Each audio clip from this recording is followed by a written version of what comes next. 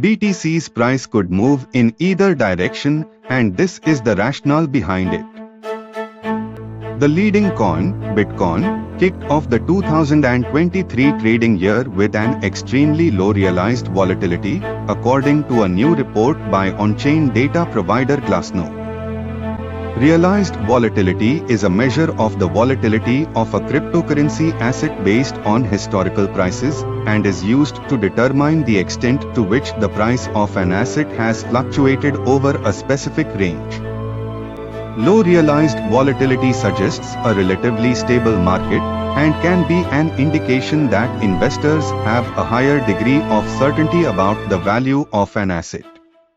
According to Glassnode, in previous cycles, extremely low realized volatility of BTC's price triggered explosive movements in both bullish and bearish directions.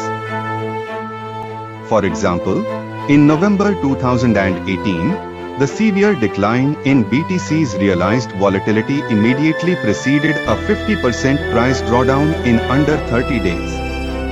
Whereas, in April 2019, the low realized volatility led to a rally from $4,200 to a peak of $14,000 in July 2019, Glassnode found.